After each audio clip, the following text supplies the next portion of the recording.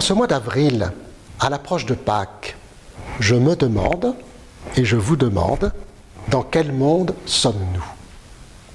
De fait, quand on regarde la vie de notre monde, la vie de notre Église, avec un tas de violences, à la fois verbales, physiques, mais pas seulement dans notre pays, partout à travers le monde, quand on entend les scandales à répétition dans la vie de l'Église, on peut se demander, mais vraiment, dans quel monde sommes-nous ? Alors il m'est revenu l'histoire de mon ami du ciel. J'ai un ami au ciel qui s'appelle William. William, je l'ai connu en phase terminale d'un cancer. Il avait sans doute 25 ans. Je l'ai connu 15 jours avant sa mort. Il avait demandé à être baptisé. Je l'ai donc baptisé, je l'ai confirmé, il a fait sa première communion, et j'ai participé à son mariage avec son épouse, avec laquelle il vivait jusqu'alors. Et là, j'ai vraiment senti qu'il y avait du sens à cette demande de cet homme qui savait très bien qu'il allait mourir, et du sens à ce qu'il faisait à ce moment-là, et notamment au moment de son mariage. Je n'ai jamais vu un mariage vécu de manière aussi intense, en tout cas dans l'expression des gestes du mariage, lorsque lui et elle se sont mis la bague au doigt, l'alliance, qui manifestait l'alliance qu'ils venaient de célébrer ensemble. Il y avait une intensité de vie, et ils ajoutaient « pour toujours, pour toujours ». Cette histoire de William, mon ami du ciel, nous remet peut-être sur le sens de notre existence et le sens aussi de ce qu'est le moment de Pâques. Bien sûr, pour aller à Pâques, il faut d'abord passer par la mort et souvent par la souffrance. Si nous regardons les textes de l'Évangile au moment de Pâques que nous vivrons ensemble pendant la Semaine Sainte, il y a 3 solutions. Soit nous allons vers la mort, nous allons vers la tombe, pour embaumer un mort, comme Marie-Madeleine au matin de Pâques.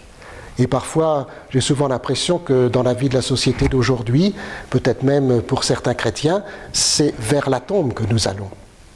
Soit nous écoutons le témoignage de ceux qui nous disent que le tombeau était vide. La foi, elle est apostolique.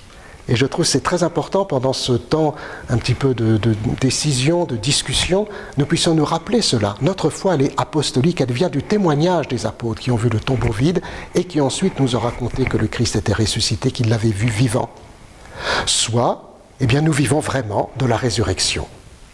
Dans ma lettre de rentrée, dans la seconde partie que nous avons à partager sur la conversion missionnaire durant ce temps de carême qui se termine, nous sommes invités à regarder les petits éléments que je peux donner pour que nous puissions vivre de la résurrection, non pas jusqu'à l'épuisement, mais jusqu'à la foi heureuse. D'une part, dans l'organisation que nous pouvons faire pour témoigner de la foi, dans la formation que nous pouvons faire auprès des jeunes, et puis dans les pôles peut-être missionnaires que nous pourrions organiser pour vraiment vivre de notre foi. Alors voyez comment cette question « dans quel monde nous vivons ?» rejoint la question peut-être du sens de notre existence, du sens de notre foi chrétienne. Et en regardant la croix qui est derrière moi, nous nous apercevons que la croix est toujours là, certes, mais le Christ est déjà manifesté comme étant roi, il a une couronne, il est ressuscité, il se dégage de la croix, il a les bras ouverts envers tous. N'est-ce pas une belle image de ce que nous pourrions tous nous préparer à célébrer durant ce temps de Pâques, durant cette fin de carême, durant cette semaine sainte que nous allons vivre ensemble, pour que là où nous sommes, nous puissions vraiment être des disciples missionnaires et que nous puissions témoigner du sens de notre existence, c'est-à-dire de l'essentiel.